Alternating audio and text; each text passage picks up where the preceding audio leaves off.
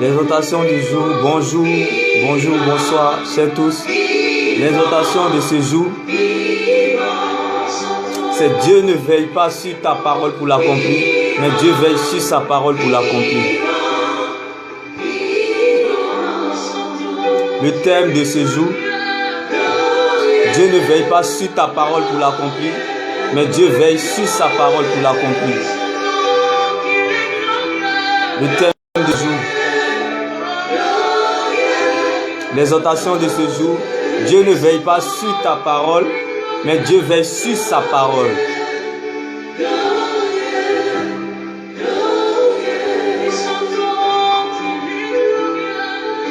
Et le verset de ce jour, c'est dans le passage de Luc 5, verset 5.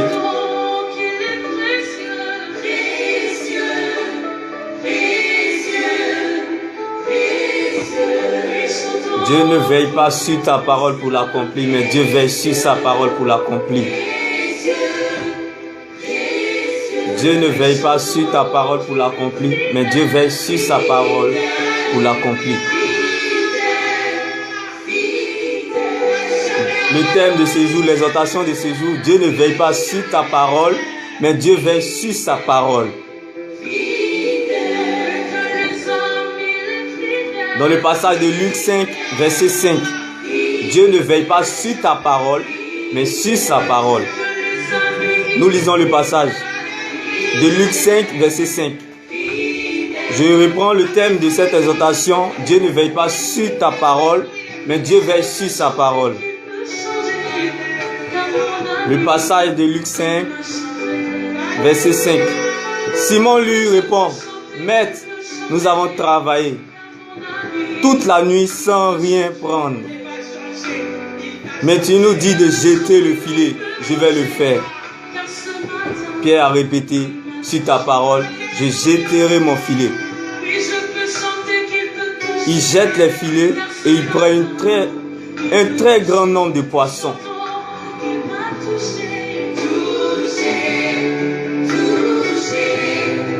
Je reprends encore la lecture.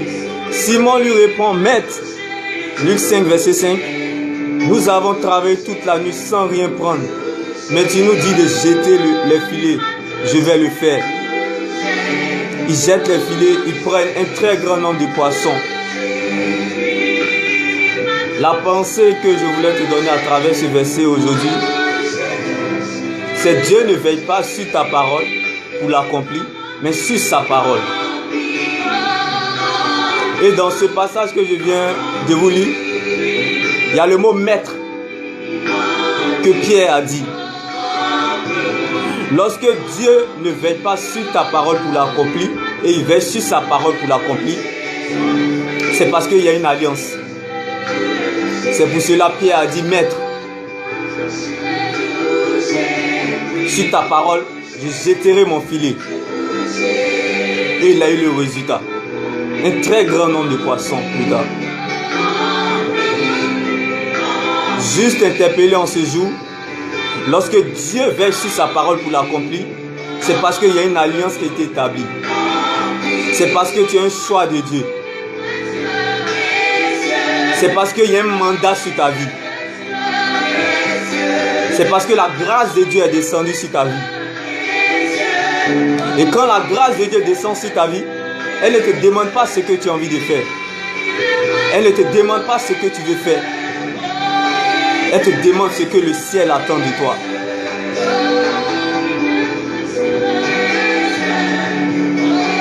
Pierre à la pêche, il a dit, sur ta parole, je jetterai mon filet. Il a dit, maître.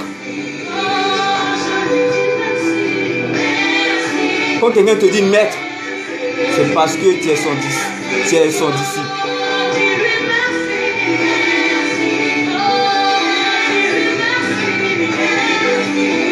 Je t'envoie dans un autre passage. Lorsque Dieu a dit à Abraham, quitte la maison de ton père. Dieu a relâché une parole. C'est à cause d'une alliance. Dieu ne pourra jamais veiller sur ta parole, sur sa parole, tant que tu n'es pas allié avec lui.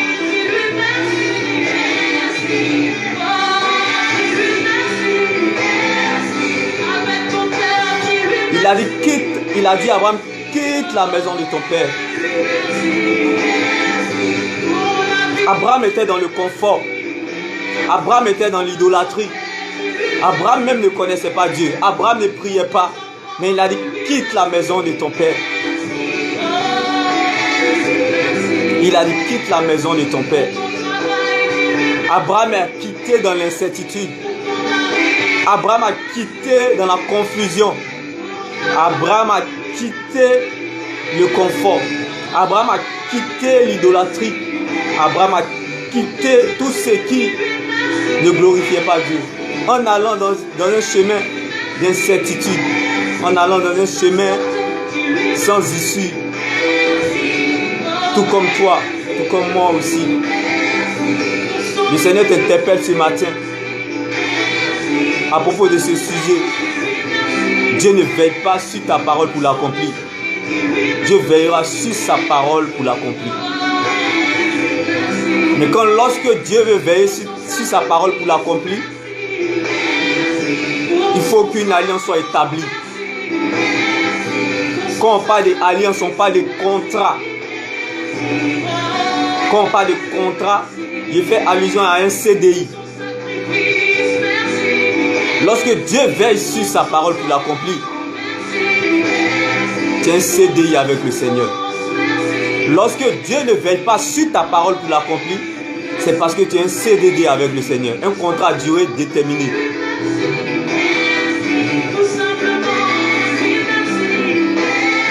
Joseph en Égypte, Dieu a assuré le rêve de Joseph, qu'il a dit à Joseph en Égypte. Dieu a assuré, pourquoi? Parce qu'il y avait une alliance qui était établie. La Bible déclare, les rêves de Joseph, les problèmes de Joseph ont commencé par un rêve. Les problèmes de Joseph ont commencé par un rêve. C'est par un rêve qu'il est sorti de prison. Parce qu'il y a une parole qui a été relâchée.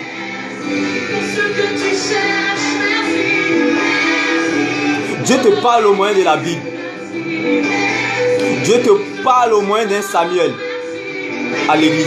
Dieu te parle au moyen d'un Paul dans les rues. Juste interpellé en ce jour par rapport à ce thème. Dieu ne veille pas sur ta parole pour l'accomplir, mais sur sa parole.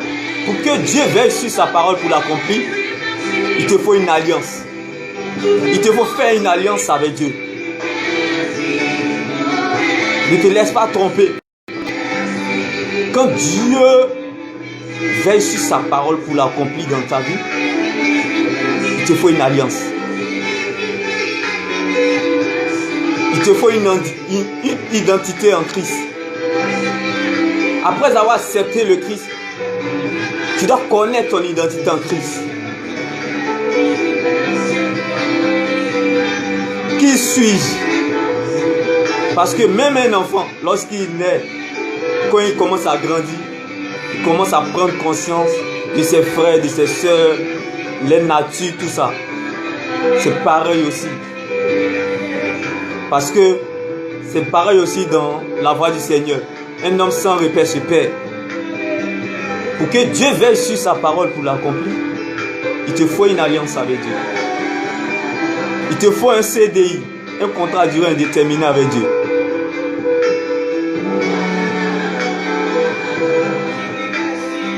Dans le monde, il y a plusieurs types de nationalités. Quand je te parle d'identité, je te parle de nationalité. Parce que c'est ça qui va être ton repère. Je prends un exemple. Si moi je suis footballeur et je veux aspirer au football, je vais porter mon regard sur quelqu'un devant qui est déjà avancé que moi. C'est lui qui va m'inspirer. C'est pareil avec l'identité en Christ. Il y a plusieurs types de personnages dans la Bible. Mais quelle est ta nationalité en Christ? Quelle est ta nationalité en Christ? C'est ça l'identité en Christ. Moi, je peux m'asseoir aujourd'hui et te dire, ma nationalité en Christ, c'est David. toute ma vie.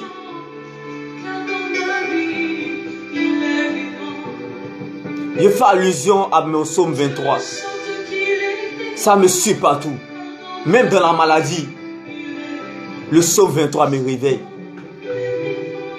Même dans la souffrance, le psaume 23 me réveille.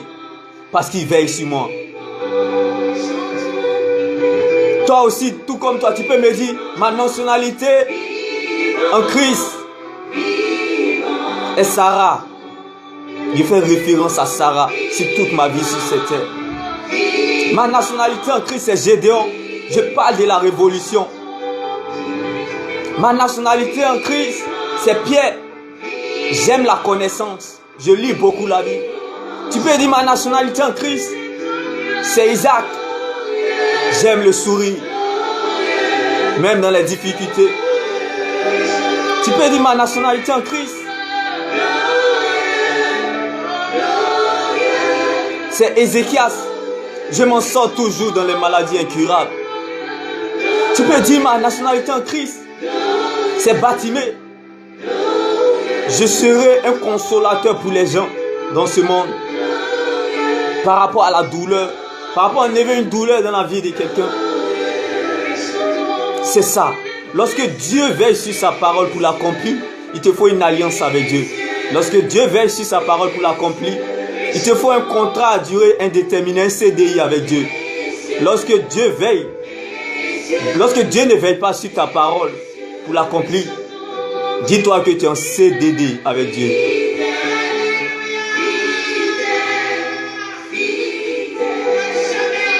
Je t'interpelle en ce matin d'être en CDI avec Dieu.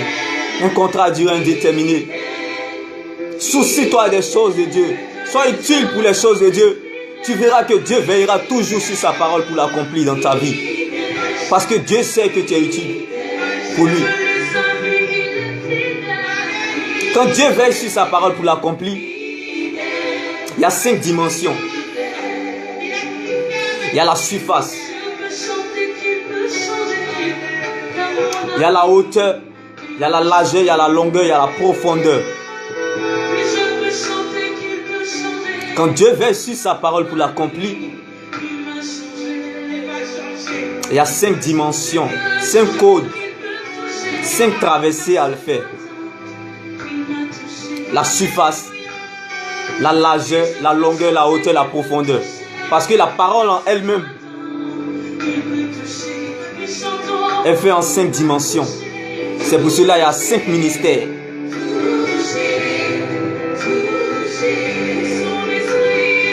La surface, la largeur, la longueur, la hauteur, la profondeur.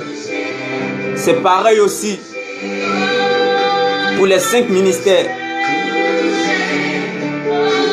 Évangéliste, pasteur, prophète, docteur, apôtre, évangéliste, docteur, prophète, apôtre. Je reprends. Quand Dieu veille sur sa parole pour l'accomplir, il y a 5 dimensions qu'il faut traverser. Il y a 5 dimensions qu'il faut observer au fait.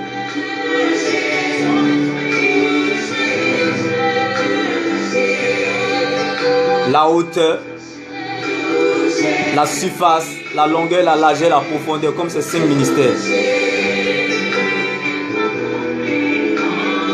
Apôtre, docteur, pasteur, prophète, évangéliste. C'est pareil aussi le matin, le midi, l'après-midi, le soir, la nuit. C'est pareil aussi tes 5 sens. Tes yeux, ton nez, la langue, l'oreille, la peau.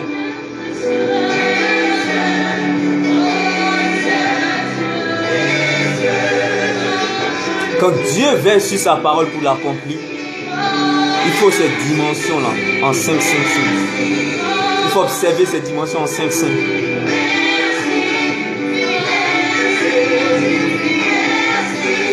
Dieu veille sur sa parole pour l'accomplir. Quand on te parle de la surface, on te parle de l'amour divin. L'amour divin, c'est d'aimer ceux qui ne consistent pas à être aimés.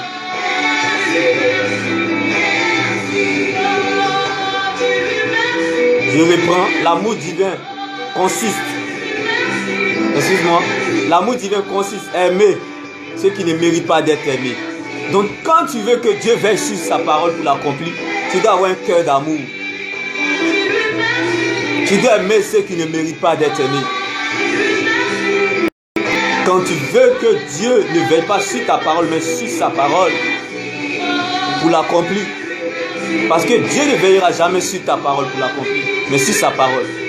Donc quand je prends un exemple comme le poisson. Le poisson ne vit que dans l'eau. Donc quand tu veux que Dieu t'accompagne, tu dois être dans sa parole. Et quand le Dieu qui est dans sa parole, tu arrives dans sa maison, qui est la parole de Dieu, te dit que tu dois aimer. Ce sont les interdits. Ça fait partie des interdits de Dieu quand tu n'aimes pas. Donc si tu veux que Dieu veille sur sa parole pour l'accomplir, tu dois manifester l'amour divin. L'amour divin consiste à aimer ceux qui ne méritent pas d'être aimés. C'est quelque chose qui est très difficile. Mais seul dans la présence de Dieu, tu pourras y arriver à t'en sortir, afin que Dieu veille sur sa parole pour l'accomplir dans ta vie. Donc la surface, c'est l'amour divin. Mais quand on te parle de la hauteur, on te parle du pardon.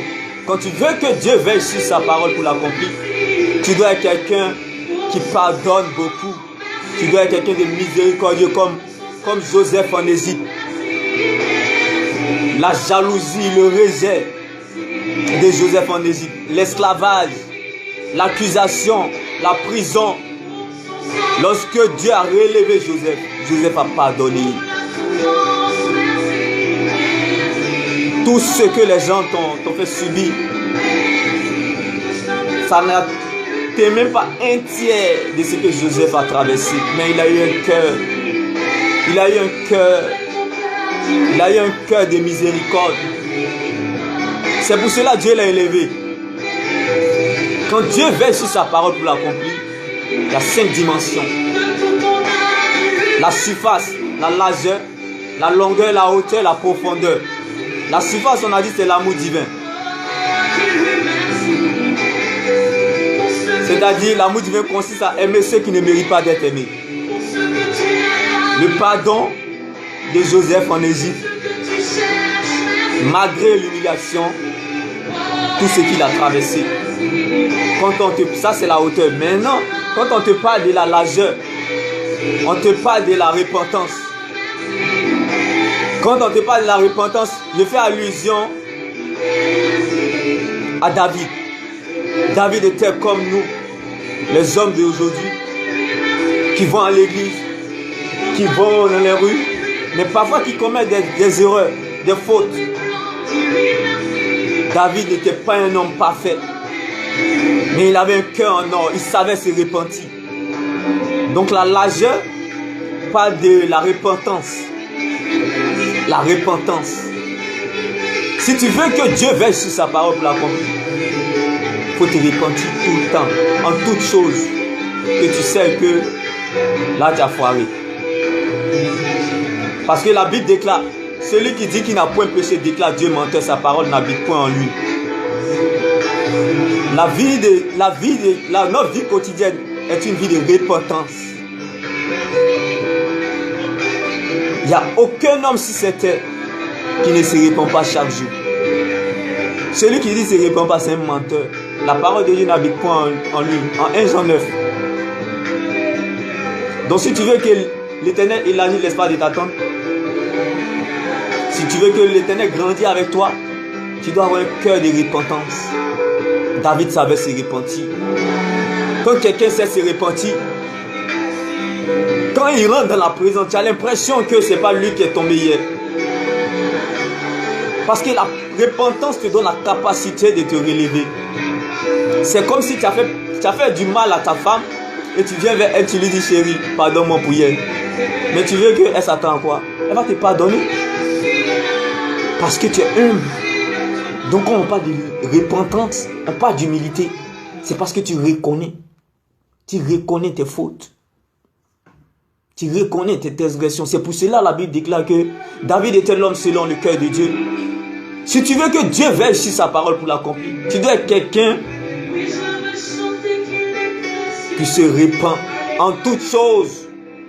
Ne te dis pas non, tu es trop arrivé. Non, ne fais pas comme Jean-Baptiste. Dieu dit, je veille sur ma parole pour l'accomplir.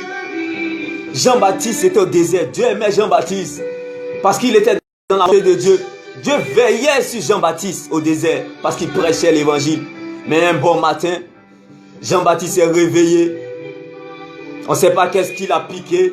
Jean-Baptiste est allé être conseiller matrimonial. Là où Dieu ne l'a pas emmené. Là où Dieu ne l'a pas envoyé. Dieu ne peut pas veiller sur sa parole pour l'accomplir là. Ils ont fini avec Jean-Baptiste. Ils ont coupé la tête de Jean-Baptiste parce qu'il est devenu conseiller matrimonial. Pourtant Dieu veillait sur lui au désert. Parce qu'il prêchait la parole. Il parlait tout ça. Quand il était dans l'isolement, Dieu avait une intimité avec lui pour le préparer à des choses plus glorieuses. Un matin, il s'est retrouvé, il devient conseiller matrimonial. C'est lui qui sait que là, toi, tu n'es pas fait pour être avec lui. Non. Il dit à quelqu'un, reste dans ton couloir. Tu veux que Dieu veille sur sa parole pour l'accomplir? Reste dans ton couloir. Chacun a un poste en Christ. Quel est ton poste en Christ pour que Dieu veille sur sa parole pour l'accomplir?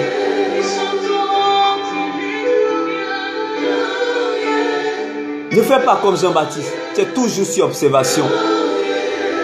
Ne pense pas que tu es arrivé. Tu es toujours sur observation. Quand Dieu dit je veille sur ma parole pour l'accomplir, tu dois être dans sa parole.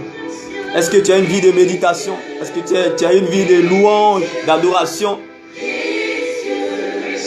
Est-ce que tu as une vie qui parle autour de toi, tu parles de Dieu? Pour que Dieu veille sur sa parole pour l'accomplir, tu dois être utile pour Dieu. Quand tu arrives dans une entreprise, pour que tu aies un salaire, tu travailles. Tu veux que Dieu veille sur sa parole pour l'accomplir, il faut être utile pour Dieu. Le but de Dieu, si c'est de manifester, comme il t'a dit, la surface, l'amour, la hauteur, la miséricorde, la largeur, il faut être quelqu'un qui se répand. Maintenant, la longueur, il faut être reconnaissant. Il faut être reconnaissant. Apprends à être reconnaissant comme David. Apprends à être reconnaissant comme Joseph. Apprends à être reconnaissant comme David. David était dans la brousse. Insignifiant, vide, zéro. Dieu l'a localisé. Tout ce qu'il faisait, il faisait au nom de Jésus. David va chier, il fait ça au nom de Jésus. David va pisser, il fait ça au nom de Jésus. Parce qu'il sait d'où il vient. Quand Joseph est sorti de la prison, malgré qu'il était gouverneur, mais il propageait toujours la bonne nouvelle. Il propageait celui-là qu'il a gardé depuis le rejet, la jalousie, l'esclavage, l'accusation. Il a toujours parlé de Dieu. Il était toujours reconnaissant. Sois toujours reconnaissant, non seulement avec Dieu, mais avec ceux qui t'ont relevé lorsque tu étais en bas. Abraham même s'est séparé de Lot, son neveu. Mais après, comme la Bible dit, la séparation vient parfois de Dieu, mais la division vient du diable. Abraham a repris son neveu. Abraham était reconnaissant. Malgré la séparation qu'il a eue avec son neveu. Mais après, il était reconnaissant. Son neveu est revenu vers lui. Voyez-vous, quand on te parle de longueur dans la parole, on te parle de la reconnaissance. Quand on te parle de la profondeur, qui est la 5e dimension, pour que Dieu veille sur sa parole pour l'accomplir, il faut être né de nouveau. Quand on dit né de nouveau, Être comme un Nicodème. Tu as le même corps, mais l'intérieur a changé. Parce qu'on t'a parlé de Jésus. Tu as le même corps, mais l'intérieur a changé. Parce que tu médites la Bible maintenant. Tu ne fais plus ce que toi tu veux, tes émotions te disent de faire. Mais tu fais ce que la parole te dit de faire. Le royaume des cieux n'est pas la démocratie. Le royaume des cieux, c'est la théocratie. Dieu te dit, tu appliques. Même si ça te fait mal, tu appliques. C'est ce que Dieu a dit. C'est ce qui est ça. Si tu veux que Dieu veille sur sa parole pour l'accomplir, tu dois appliquer ses principes. Il y a l'alliance. Tu dois connaître ton identité. Et comme je t'ai dit, pour connaître ton identité, il faut avoir un repère dans la Bible. Il faut avoir une vision. Parce que lorsque Dieu te donne une vision, lorsque Dieu te montre une vision, il te donne une provision. Il a su. Et pour que Dieu veille sur sa parole pour l'accomplir dans ta vie, dans ta maladie, dans ta situation, il faut que tu sois utile pour Dieu. Tu verras. Dieu aura toujours les regards sur toi. Même si tu es dans un lit, couché, la promesse te parle. Champion, lève-toi. Champion, sors d'ici. Même si tu es dans un lit, la promesse te parle. En Égypte, dans la prison, la promesse parlait à Joseph. Pourquoi? Parce qu'il y a une parole qui a été relâchée. Quand Dieu veille sur sa parole, Dieu ne veillera jamais sur ta parole pour l'accomplir. Il a fait le rêve. C'est Dieu qui a mis ce rêve-là dans le cœur de Joseph. Même en prison, la promesse parlait à Joseph. Champion, lève-toi. Champion, lève-toi. Sors d'ici. Pendant 13 ans d'humiliation, la promesse parlait toujours à Joseph. Champion, lève-toi. Champion, lève-toi. En 24 heures, l'histoire de Joseph a changé. C'est ça la confirmation de ce thème aujourd'hui. Dieu ne veille pas sur ta parole pour l'accomplir, mais Dieu veille sur sa parole pour l'accomplir. Qu'est-ce que Dieu a dit depuis que tu es né sur ta vie? Quand tu médites la parole, qu'est-ce que Dieu dit de toi? Est-ce que tu crois plus en la parole des hommes de Dieu, des gens dans la rue, plus que ce que Dieu te dit même?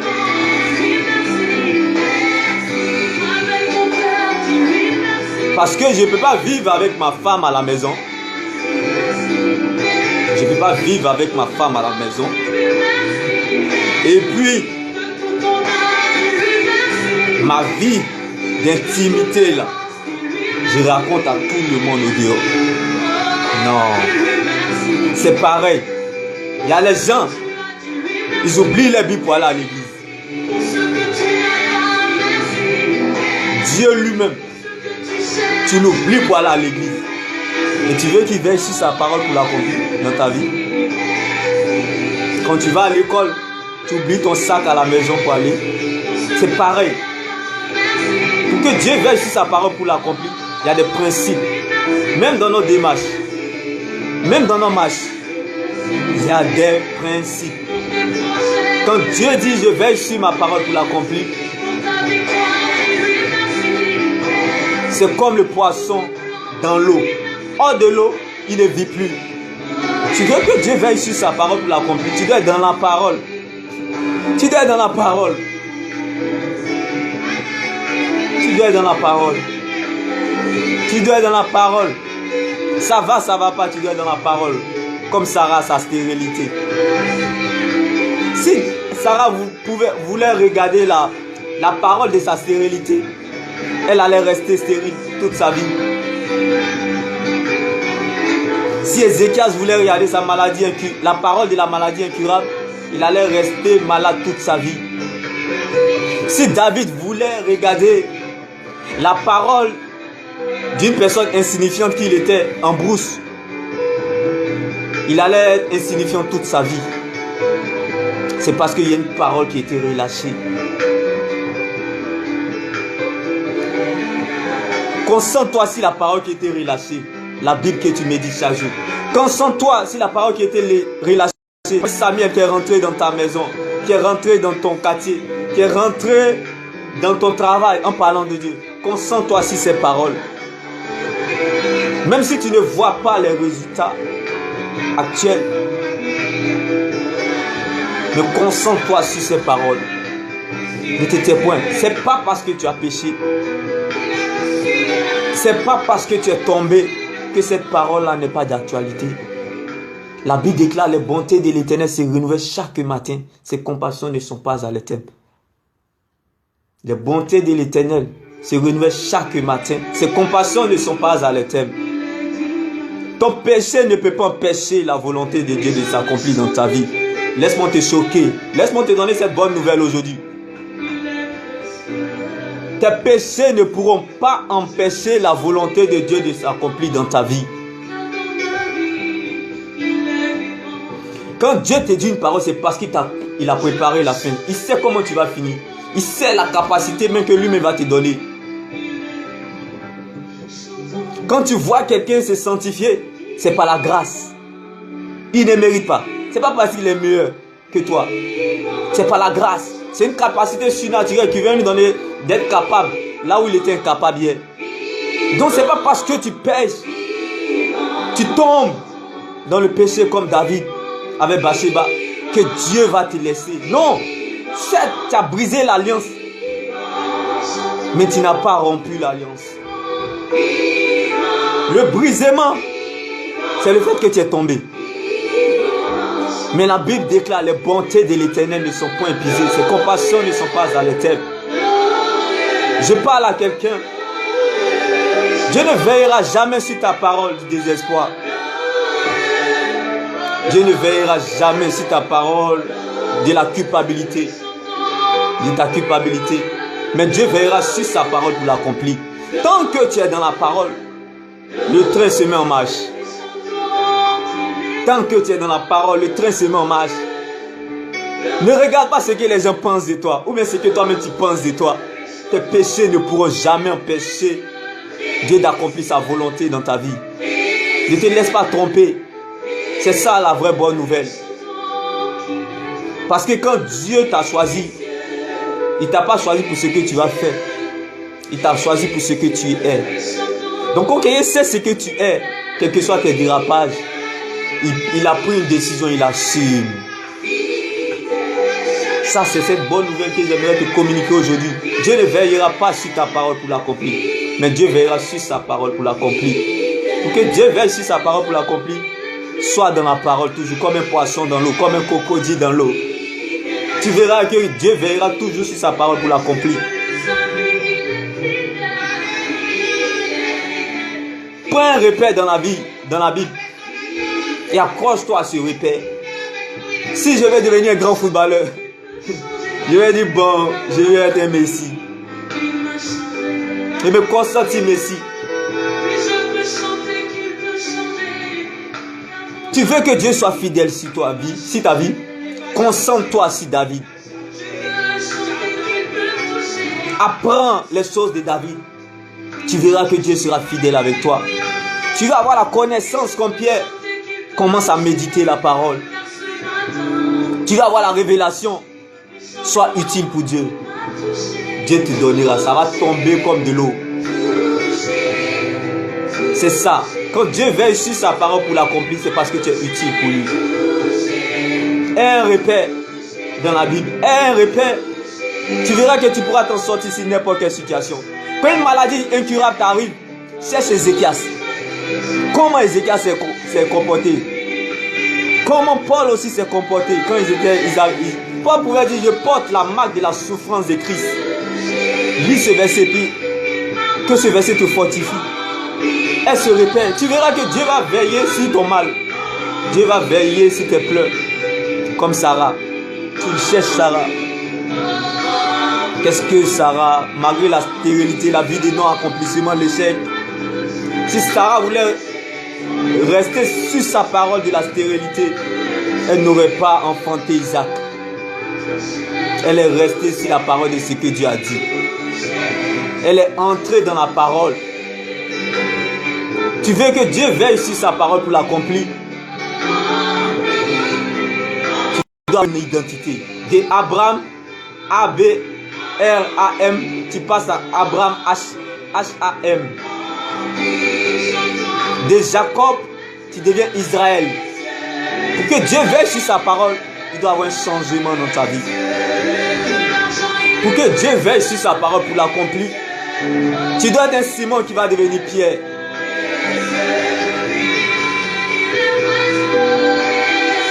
Pour que Dieu veille sur sa parole pour l'accomplir, Pierre, le jour que Jésus a rencontré Pierre, il a dit à Pierre, tu ne seras plus un pêcheur d'hommes. Tu seras plus un pêcheur de poissons, tu deviens un pêcheur d'hommes. Mais dans la suite, quand Pierre a commencé à avoir des problèmes dans sa life, tout ça, et ses incompréhensions vis-à-vis de sa relation avec Dieu, Pierre voulait retourner à la pêche. Jésus l'a attrapé dans un couloir. Il dit, Pierre, est-ce que tu m'aimes vraiment? Paie mes brebis. C'est la seule parole qui a sauvé Pierre. Sinon, Pierre n'allait pas avoir un ministère. Sinon, Pierre allait rater son ministère. Pierre s'accrochait sur cette parole. Père, je t'aime. Oui, je vais être utile pour toi. Pierre pouvait retourner à la pêche. Mais Pierre s'accrochait à la parole de Dieu. Pierre s'accrochait à la parole de Dieu. Regardez son ministère. 3000 conversions, 5000 conversions, même en prison. Parce qu'il y a une parole qui était relâchée. Quelle est la parole qui était relâchée dans ta vie? Sois utile pour Dieu. Tu verras que Dieu veillera toujours sur sa parole pour l'accomplir. Ça, c'est le secret. Dis, Seigneur, je veux être utile pour toi. Je vais enlever la douleur dans le cœur de quelqu'un. Si tu veux te sentir riche, c'est le fait d'enlever la douleur dans le cœur de quelqu'un. Tu peux être un footballeur international. Tu peux faire tout ce que tu veux. Mais si toi,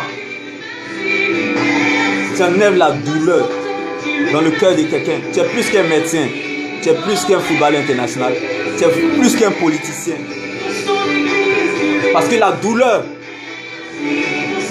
même un médecin, lorsqu'il opère, il ne peut pas comprendre ton gourmet-gourmet. Il ne peut pas comprendre ton problème du cœur.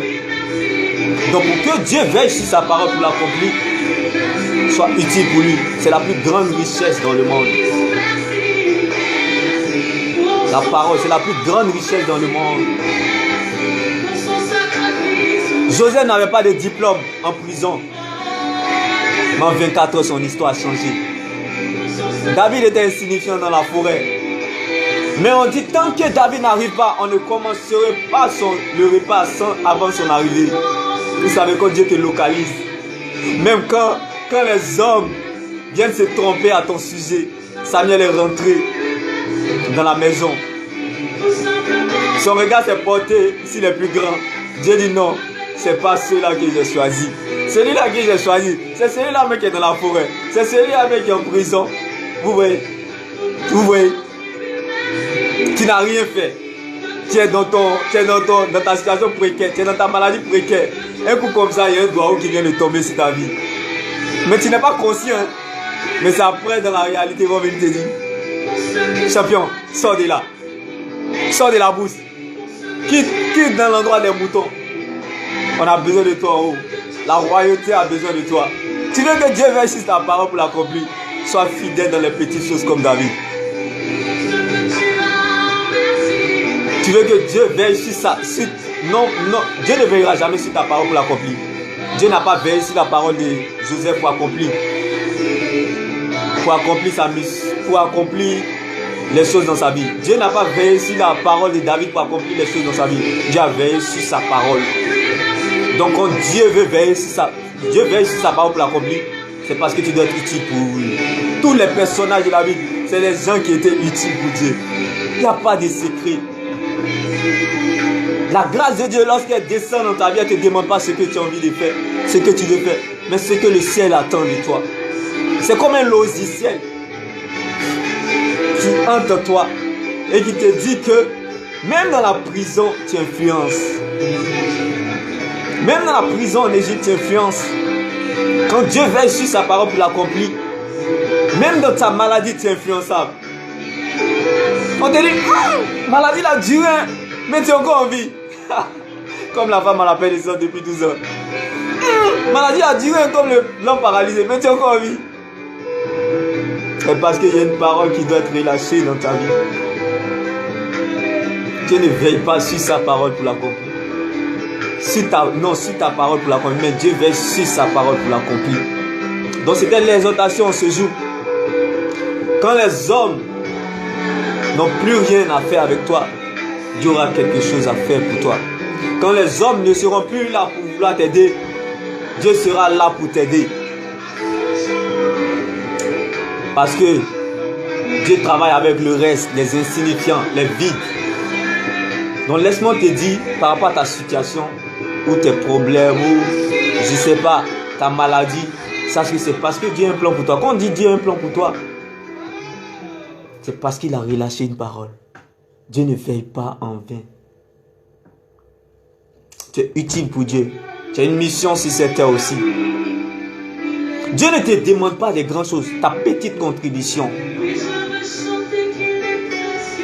Ta petite contribution. Dieu te demande ta petite contribution. Quand une chose ne veut pas t'aider, il y a une chose qui va t'aider. Comme Pierre à la pêche.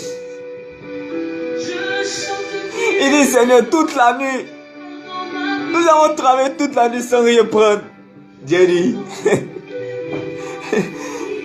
tu sais pourquoi toute la nuit tu as travaillé sans rien prendre? Tu sais pourquoi tu es dans cette situation ou bien cette maladie? C'est parce que tu dois être un pécheur d'homme. Quand Dieu veille sur sa parole pour l'accomplir, tu peux avoir perdu tout sans rien perdre. Tu peux perdre tout sans avoir rien perdu. Ouais. Si Dieu veille sur sa parole pour l'accomplir, tu peux tout perdre sans avoir rien perdu. Comme Pierre. Quand Dieu veille sur sa parole pour l'accomplir, tu as l'impression que tu as tout perdu, mais tu sais que tu as l'essentiel. Tu as l'impression que tu as perdu des choses importantes, mais tu sais que tu as l'essentiel avec toi. Tu as la joie malgré tout. Comme Joseph en Égypte en prison. Tu as la joie malgré tout. Laisse-moi t'encourager par le canal de la parole. Quand Dieu veille sur sa parole pour l'accomplir, tu peux tout perdre sans avoir rien perdu. Parce que tu demeures dans le véritable. Tu demeures dans la présence de Dieu. Tu demeures dans la vie, dans le chemin, la vérité et la vie qui est Christ.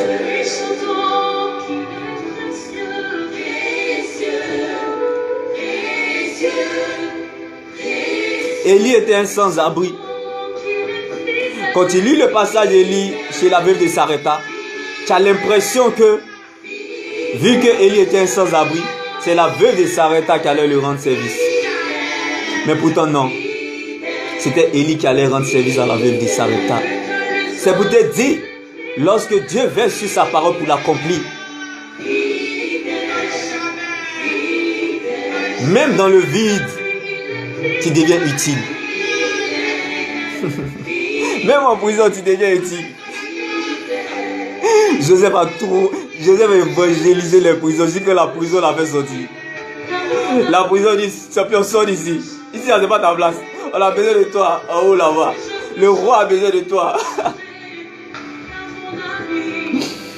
Oui, quand Dieu veille sur sa parole pour l'accomplir, tu influences, même dans le vide, même dans le zéro. Tu impactes ton entourage. On te dit, cet enfant de Dieu, cette fille de Dieu, elle n'a rien, mais elle a quelque chose en elle. Ça, c'est Dieu qui fait ça. Quand Dieu veille sur sa parole pour l'accomplir, même quand tu n'as rien, tu fais peur. C'est un signe, c'est le signe que je te donne. Dieu ne veillera jamais sur ta parole pour l'accomplir. Parce que tu veux faire ce que tu veux faire. Dieu ne veillera jamais sur ta parole pour l'accomplir. pour ce que tu as envie de faire. Dieu veillera toujours sur sa parole pour l'accomplir. Parce que tu es utile pour lui. Comme tous ces personnages dans la Bible. Dieu t'encourage aujourd'hui de Abraham de passer à Abraham HM, de Jacob de passer à Israël, de Sarai de passer à Sarah. Et tu verras que Dieu veillera toujours sur sa parole pour l'accomplir. Ma prière c'est pour toi en ce jour.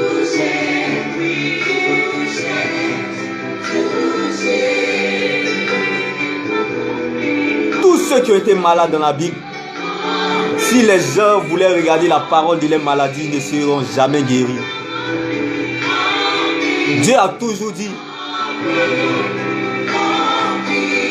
que cela soit fait selon ta foi. C'est pour te dire la guérison là. C'est parce qu'eux-mêmes ils ont reçu. C'est-à-dire tu as pris. C'est comme si je te donne l'argent et puis tu prends.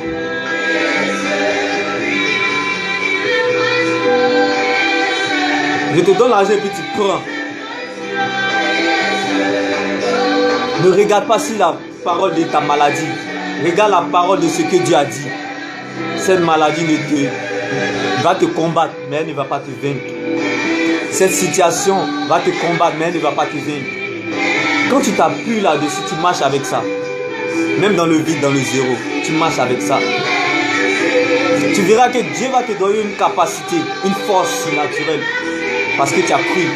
Dieu n'a jamais dit, il n'a jamais dit, voyez, il dit, croyez sans l'avoir vu, vous les verrez s'accomplir.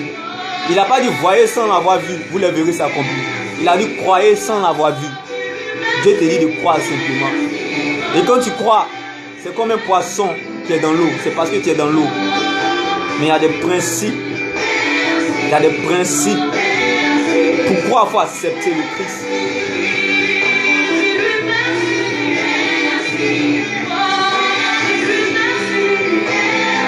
Quand tu arrives dans la maison d'une personne et puis tu viens manger avec cette personne, c'est parce que tu connais cette personne. Parce que si tu ne connais pas une personne, il pense que ça paraît insensé de rentrer dans la maison d'une personne et puis manger parce que tu le connais. Tu ne le connais pas, mais tu manges. Je parle d'une maison, c'est-à-dire un vrai duplex. Quelqu'un t'invite comme ça.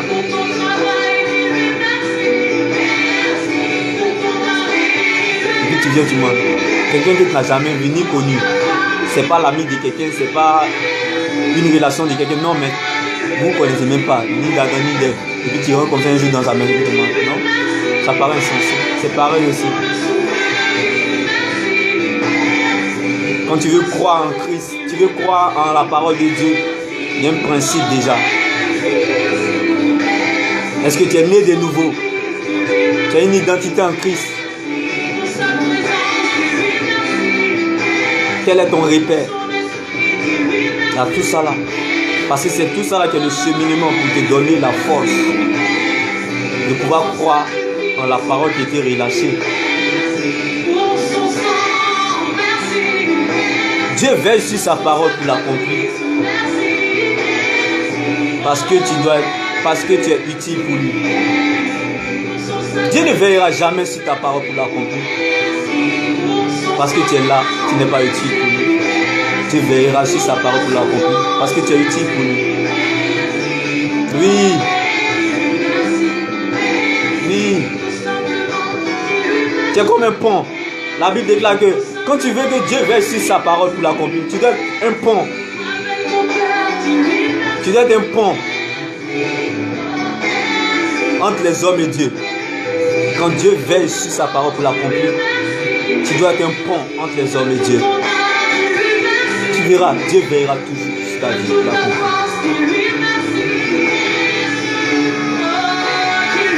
Parce que quand Dieu prend les décisions, il assume.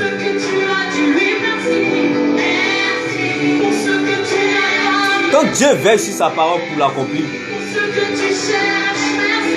tu seras un homme de foi comme Abraham. Quand Dieu veille sur sa parole pour l'accomplir, tu seras au service de Dieu comme Zacharie. Quand Dieu veille sur sa parole pour l'accomplir, tu seras un évangéliste comme Paul. Quand Dieu veille sur sa parole pour l'accomplir, Tu auras la connaissance comme Daniel.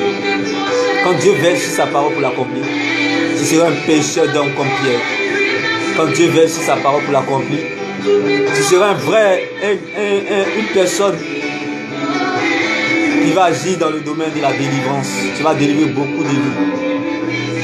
Comme Élie, comme Moïse. Vous voyez, quand Dieu veille sur sa parole pour l'accomplir, tu seras toujours confronté entre deux agendas. L'agenda de destruction et l'agenda de construction. Moïse était né pour libérer le peuple. Pharaon a décidé de tuer tous les nouveaux-nés. Moïse était confronté à deux agendas. D'être un libérateur et le fait qu'on devait tuer tous les nouveaux-nés. Lui-même, il allait en faire partie. Mais Dieu l'a préservé. Donc, quelque chose d'agenda. Pas état maladie. La mort. Dieu te préservera toujours et te donnera toujours la capacité de surmonter toute maladie, toute épreuve parce que tu es utile pour lui. Tu auras longue vie. Quand Dieu veille sur sa parole pour l'accomplir, sois utile pour lui. Tu vas vivre longtemps parce que tu seras un instrument, c'est bien. Tu seras un instrument, c'est une bénédiction, c'est une grâce, c'est une joie, c'est un plaisir, c'est une richesse. Lorsque tu es en prison, lorsque tu es dans une atmosphère où tu ne sais plus quoi faire, c'est une opportunité pour toi, comme David, de commencer à être utile pour Dieu. Tu verras que Dieu veillera sur sa parole pour l'accomplir. La prison même va dire non, champion, sors d'ici. La prison même va te chasser. La maladie même va te chasser. Je prends un exemple. Si l'enfant de Ado, si Babo, si l'enfant de Bédier, si l'enfant même de Drogba se retrouve dans un quartier précaire, soit même peut-être à Abidjan, dans un quartier précaire, et il va dormir dans un quartier précaire, il sera toujours en sécurité. Il n'aura pas les militaires autour de lui, non. Mais il a confiance. Parce qu'il sait que le nom qu'il porte lui-même, le nom de son Père, est tellement grand. Quand Dieu veille sur sa parole pour l'accomplir, la condition ne peut pas limiter ta joie. La condition dans laquelle tu es, tu ne peux pas limiter ta joie. Parce que tu connais ton identité. Tu sais qui tu es. Soit tu peux dire que tu es le fils de Doba dans le quartier précaire. Tu es le fils d'Ado dans le quartier précaire. Tu es tranquille. Tu manges gaba avec les gens même insignifiants. Vous riez tout ça. Et même ils sont étonnés. Pourquoi? Parce que tu as l'assurance en toi. C'est pareil aussi. Si tu veux que quand Dieu veille sur sa parole pour l'accomplir, tu es sans abri, tu es sans papier. Tu es insignifiant dans la vie. Comme tous ces serviteurs dans la Bible de Dieu là. Mais tu influences, tu impactes. Parce qu'il y a quelque chose en toi. Il y a une chose en toi qu'on n'arrive pas à comprendre. Mais d'où ça vient? Ces paroles, on ne l'a jamais entendu. Cette image, on ne l'a jamais vue. C'est Dieu qui fait ça. Parce qu'il veille sur sa parole pour l'accomplir. Quand Dieu veille sur sa parole pour l'accomplir, ne limite pas ta joie aux conditions.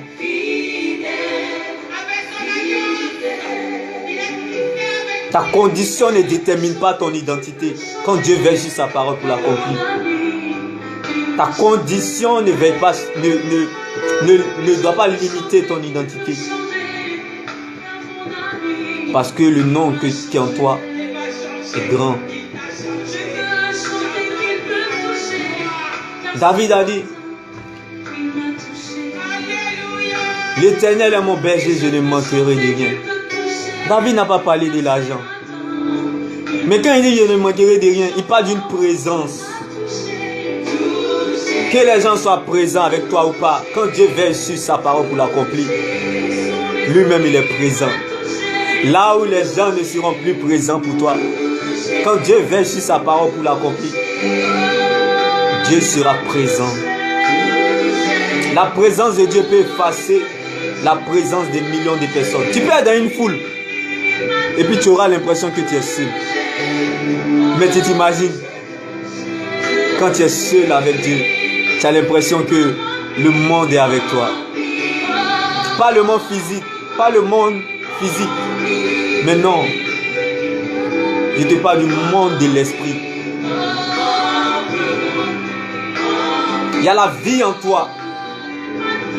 Tu as l'impression que quand tu es seul, il y a beaucoup de personnes invisibles qui sont avec toi. Quand Dieu verse sa parole pour l'accomplir, tu es rempli. Vous voyez quand un président passe dans les rues et il y a le cortège, tout ça là. C'est comme ça quand Dieu verse sa parole pour l'accomplir. Il y a des millions d'anges avec toi, qui marchent avec toi, qui te suivent partout. Souvent même tu as l'impression même de leur dire, oh calmez-vous, vous êtes trop si bon là. La joie déborde. Oui, quand Dieu verse sa parole pour l'accomplir, il te donne une joie là où même les hommes ne peuvent pas trouver la joie. Quand Dieu verse sa parole pour l'accomplir, il te donne une assurance là où les gens n'ont pas d'assurance. Quand Dieu verse sa parole pour l'accomplir, il t'ouvrira les portes que toi-même tu ne pourrais jamais imaginer. Parce que il y a un passage dans Matthieu 27 que j'aimerais vous encourager par rapport à ce verset. On dit pendant que Pilate est assis au tribunal, sa femme envoie quelqu'un pour lui dire, ne t'occupe pas de l'affaire de cet homme innocent. Cette nuit dans un rêve, j'ai beaucoup souffert à cause de lui. Excusez-moi. Pendant que Pilate est assis au tribunal, sa femme envoie quelqu'un pour lui dire, ne t'occupe pas de l'affaire de cet homme innocent. Cette nuit dans un rêve, j'ai beaucoup souffert à cause de lui. Vous voyez, quand Dieu veille sur sa parole pour l'accomplir, même tes ennemis ne peuvent pas dormir. Quand Dieu veille sur sa parole pour l'accomplir, même tes ennemis ne peuvent pas dormir. Quand Dieu veille sur sa parole pour l'accomplir, Pharaon a fait un songe. Allez appeler Joseph, il va venir interpréter mon songe en Égypte. C'est ça, quand Dieu veille sur sa parole pour l'accomplir, tes ennemis ne peuvent pas dormir. Ceux-là même qui t'emmènent en prison comme Joseph ne peuvent plus dormir.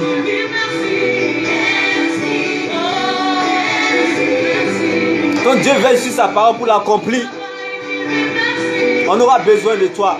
On dit un Samuel t'appelle. On aura besoin de toi à l'église. On aura besoin de toi dans le royaume des cieux. Quand Dieu veille sur sa parole pour l'accomplir, c'est parce qu'il a une alliance avec toi. Je prie en ce jour que tu aies une alliance avec Dieu. Que tu sois né de nouveau. La régénération de ton esprit. Tes pensées commencent à changer. C'est-à-dire que tu as le même corps, mais l'intérieur commence à changer. Tu commences à avoir une autre compréhension de la vie en Christ. Tu commences à avoir un repère. C'est ça l'identité. Qui suis-je? Tu commences à avoir un repère. Et c'est ça qui va t'accompagner tout le long de ta vie. Et tu pourras surmonter n'importe quel problème. Donc je reprends le sujet de ce jour et le thème de ce jour. Dieu ne veille pas sur ta parole pour l'accomplir, mais Dieu veille sur sa parole pour l'accomplir.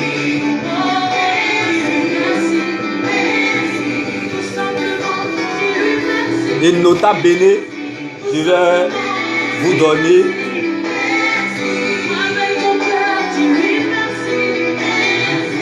un résumé. Lorsque Dieu ne veille pas sur ta parole pour l'accomplir, mais Dieu veille sur sa parole pour l'accomplir, il t'emmène au désert. Il t'emmène en prison pour te préparer ou te rend humble. Parce que la douleur rend humble. La foi rend bavard. La foi rend bavard. Mais la douleur, les grandes douleurs rendent mieux.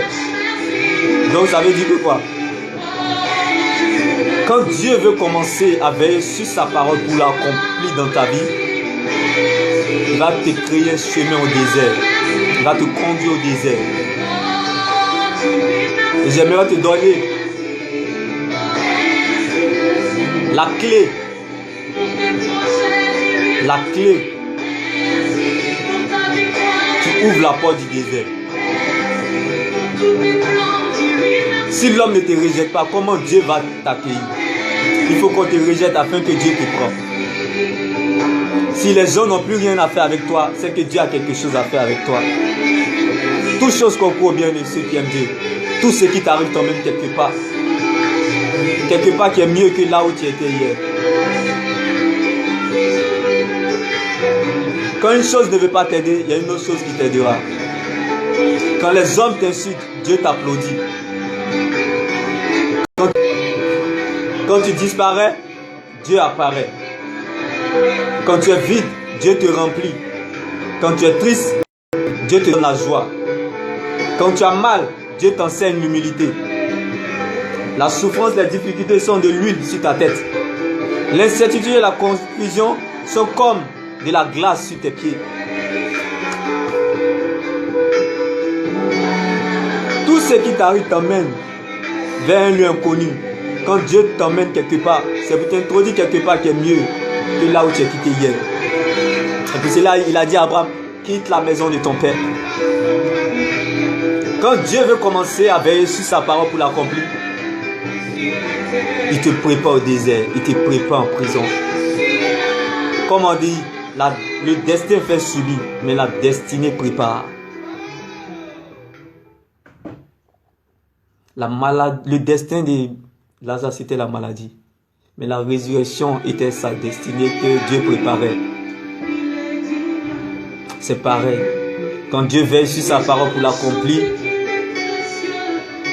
tu vas vivre des choses que tu ne pourrais jamais imaginer vivre. Qui font mal, qui font pleurer. Mais c'est pour un but. C'est pour un but. C'est pas là se passe c'est pas là passe la fidélité, la certitude de la fidélité de Dieu dans ta vie.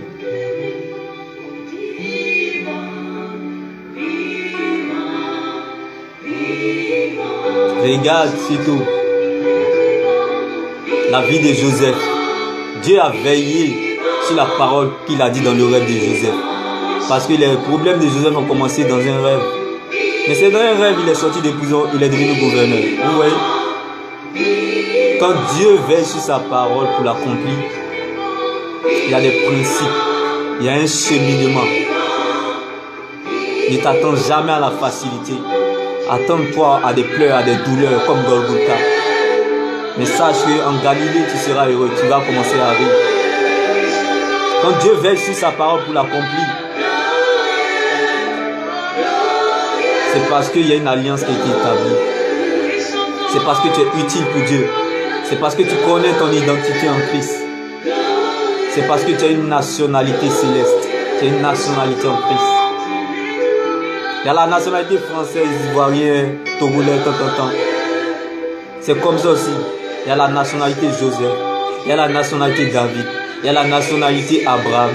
Quand je vais commencer à adopter une vie de foi, j'ai la nationalité Abraham. Quand je vais adopter une vie de patience, j'ai la nationalité Joseph. Lorsque je vais adopter une vie de fidélité avec Dieu, j'ai la nationalité de David. Dieu sera toujours fidèle avec moi. Quand je vais adopter la vie d'une maladie qui ne va jamais m'emmener à la mort, j'ai la nationalité d'Ézéchias. J'ai la nationalité d'Ézéchias. La maladie ne va jamais m'aider. Oui, je sais que je vais mourir un jour. Mais quand je m'appuie sur ces versets, il y a une assurance. Il y a la vie. Je dis que la mort vient, la mort dit pas toi. Pas toi. C'est ça. la parole de Dieu est une richesse, bien-aimé. Quand Dieu veille sur sa parole pour l'accomplir, sois un fou. C'est les fous qui iront au ciel. C'est comme une chirurgie. Quand on fait une chirurgie, on te pique d'abord. Quand on veut opérer une personne, on lui fait un vaccin pour qu'il ne sente pas l'opération. C'est pareil. Quand Dieu veille sur sa parole pour l'accomplir, il y a des choses que tu vas vivre avec Dieu. Toi-même, tu vas te demander si Dieu est avec toi. C'est parce qu'il veille sur sa parole pour l'accomplir que tu vis ça. C'est parce que tu passes par le rejet que Dieu veille sur sa parole pour l'accomplir. Tu n'as pas remarqué que dans le rejet, dans la jalousie, dans l'esclavage, Joseph vit encore. Mais un jour, tout ça là va changer. Juste Dieu veut te faire passer par là pour que tu sois... Parce que Joseph parlait trop. À chaque fois il vient parler. Dieu lui a fait passer par tout ça là pour qu'il soit discret. Il faut remarquer, Joseph n'a plus rêvé.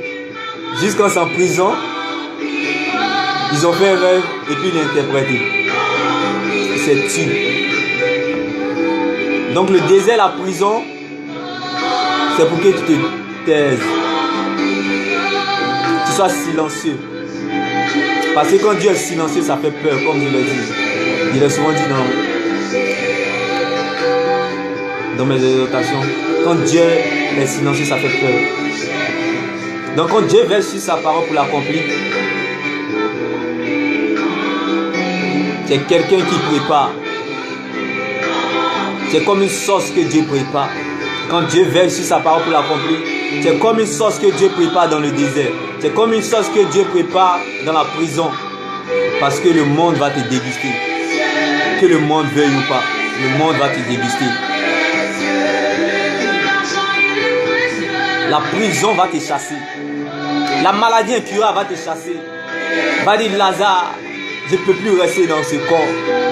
Va dire Sarah, je ne peux plus rester dans cette stérilité dans ton corps. La stérilité va te fuir. Quand Dieu veille sur sa parole pour l'accomplir, attends-toi au Dieu de la dernière minute. C'était fini, mais Dieu a augmenté le temps additionnel dans la vie de David. C'était fini aussi pour Joseph. Dieu a augmenté le temps additionnel en Égypte. C'était fini pour la femme à la paix du sang depuis 12 ans. Dieu a augmenté le temps additionnel. Quand Dieu veille sur sa parole pour l'accomplir, il augmente toujours le temps additionnel. Là où tu es découragé, il y a une force naturelle qui vient te remotiver, qui vient te rassurer, continue encore le chemin.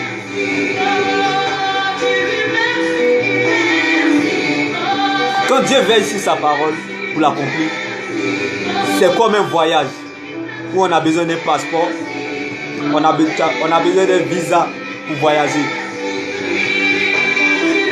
Quand Dieu veille sur sa parole pour l'accomplir, c'est comme un voyage. Dieu te fait voyager. Il veille sur sa parole pour l'accomplir. Il te fait voyager. C'est un cortège. Dieu devient un cortège pour ta vie. Dans ta maladie, Dieu est un cortège. Quand le président passe, il y a le cortège. Dieu devient un cortège. C'est pareil. Quand Dieu veille sur sa parole pour l'accomplir, même dans ta maladie, il te rassure. Même dans l'humiliation, il te rassure. Même dans ta honte, il te rassure. C'est parce que Dieu veille sur sa parole pour l'accomplir.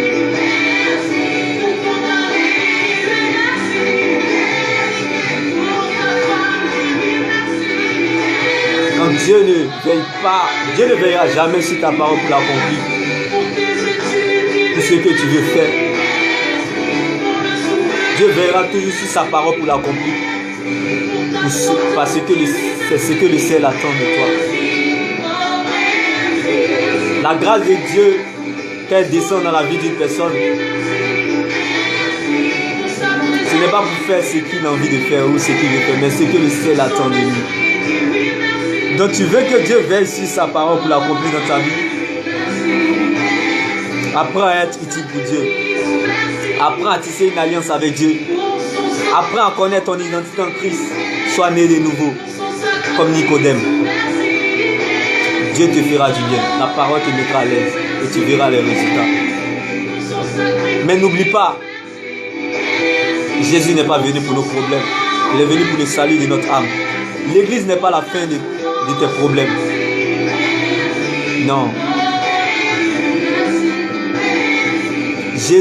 L'église est comme un chargeur. On va à l'église pour se charger, se fortifier. Mais l'église n'est pas la fin de nos problèmes. L'église est notre chargeur. Quand ma batterie est faible, je vais à l'église pour me charger. Donc, laisse-moi te dire, quand Dieu veille sur sa parole pour l'accomplir, ce n'est pas les gens qui vont venir te dire va à l'église. Même en rampant, tu vas à l'église. Je préfère aller à l'église en rampant. Quand Dieu veille sur sa parole pour l'accomplir, c'est quelqu'un qui va à l'église en rampant. Même s'il est épuisé, il est découragé. Parce que le roi, ce roi-là demeure sa priorité. Jésus-Christ de Nazareth. Quand Dieu veille sur sa parole pour l'accomplir,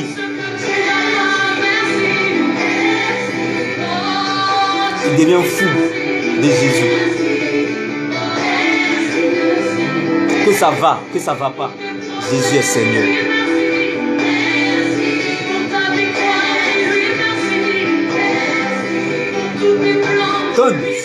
Quand Dieu veille sur sa parole pour l'accomplir, Pharaon fera un songe à ton sujet pour dire qu'il veut t'aider. Pour dire que tu t'aides.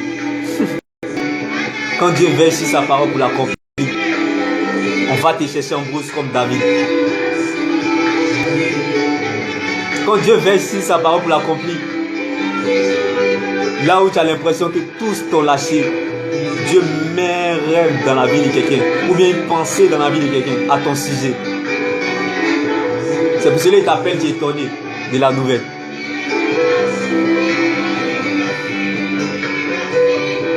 C'est pour cela qu'il vient te rendre visite, tu es étonné. Quand Dieu veille sur sa parole pour l'accomplir, les gens que tu n'as jamais vus, les gens que tu ne connais pas même, sont capables de faire pour toi ce que les gens qui te connaissent n'ont jamais pu faire pour toi.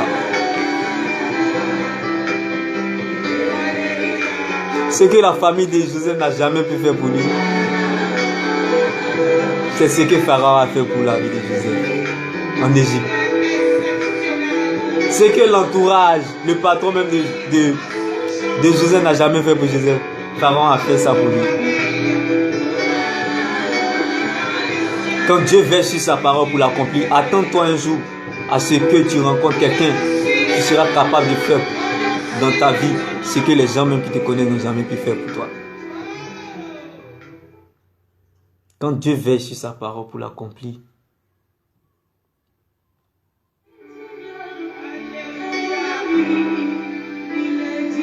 il assume. Même quand il tombe, il te relève. Même quand la mort vient, la mort dit non, pas toi. Parce que tu as une mission à accomplir, c'était. Je prie que vous ayez une longue vie et que Dieu vous utilise au nom de Jésus.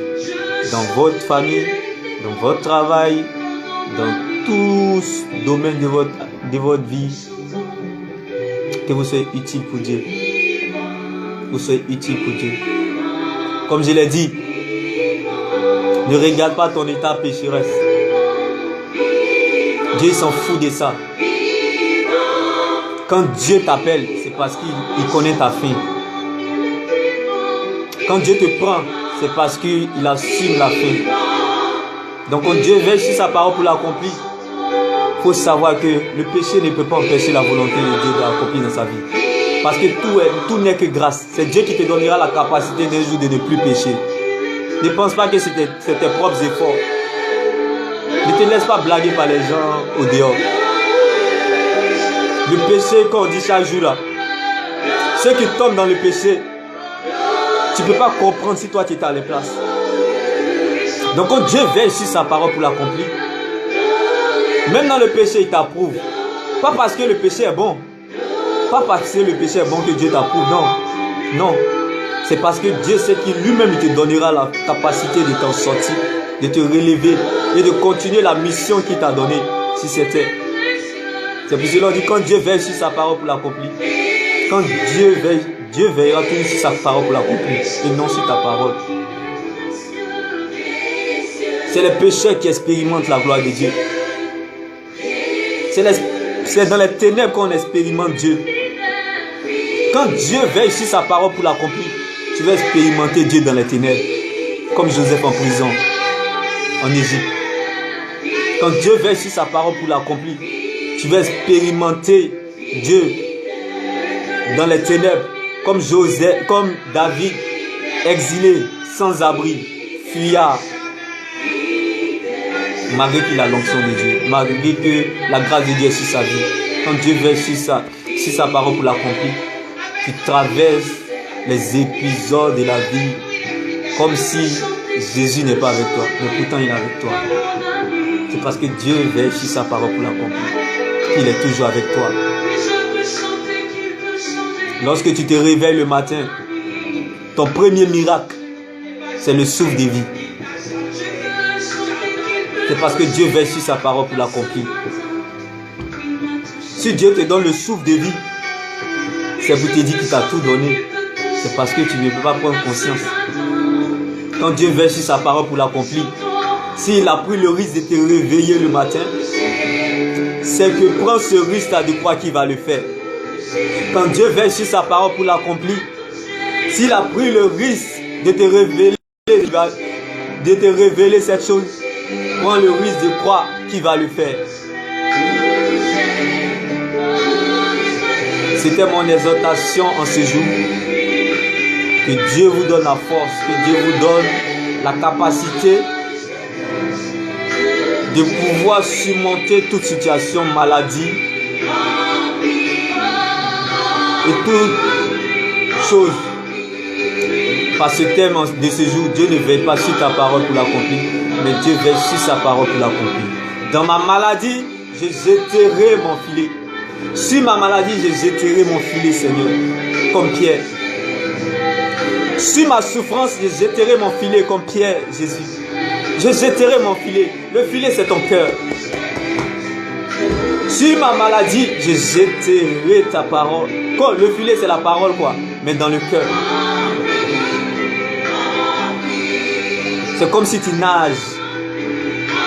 Tu vas nager dans la parole. C'est pour cela que Pierre a dit, si ta parole, je jetterai mon filet. Sur ma maladie, je jetterai. Sur ma maladie, je jetterai ta parole. Sur ma souffrance, je jetterai ta parole parce que tu as dit que tu veilles sur ta parole et non sur ma parole. Si moi je dis, je guérirai, je guéris, je ne vais pas guérir. Mais si je dis, je guéris au nom de Jésus, je vais guérir. Parce que le nom de Jésus est notre autorité. Son esprit est notre force. Sa parole est notre position.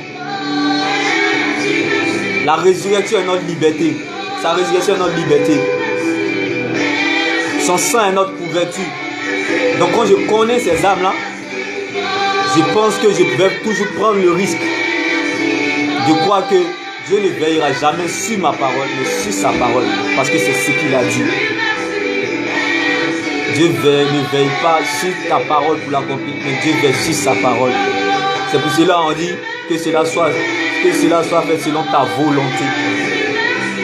C'est à cause qu'on dit cette phrase. C'est pour cela qu'on dit cette phrase. Dieu ne veille pas sur ta parole pour l'accomplir, mais Dieu veille sur sa parole pour l'accomplir. Sur ma situation, je jetterai mon filet, Seigneur. Sur ta situation, je jetterai ta parole. Sur ma situation, je jetterai ta parole. Sur ma maladie, je jetterai ta parole. Je jetterai mon filet. Je jetterai ta parole sur ma situation. Je jetterai ta parole sur ma maladie. Je jetterai ta parole dans mon rejet en Égypte. Je jetterai ta parole dans la prison en Égypte. Je jetterai ta parole dans mon humiliation en Égypte. C'est ça. Déclare ça avec vie et tu verras. Dieu lui-même va prendre le risque de t'accompagner dans cette parole. Il va te rassurer. Dans le nom de Jésus. Demeurez béni. C'était mon exhortation ce jour. Dieu ne veille pas sur ta parole pour l'accomplir, mais Dieu veille sur sa parole pour l'accomplir. Et pour que Dieu veille sur sa parole pour l'accomplir, j'ai ce conseil à vous donner. Soyez utile pour Dieu. Dieu veillera toujours sur sa parole pour l'accomplir. Que Dieu vous bénisse. Shalom. À très bientôt. À très très bientôt. Très très bientôt. Pas bientôt, mais à très très bientôt. Très très bientôt. Que Dieu veille sur vous. Dieu vous facilite toutes choses. Et n'hésitez pas. N'hésitez pas. Si vous voulez vous fortifier, vous voulez être encouragé, n'hésitez pas. Je suis disponible. Que Dieu vous bénisse.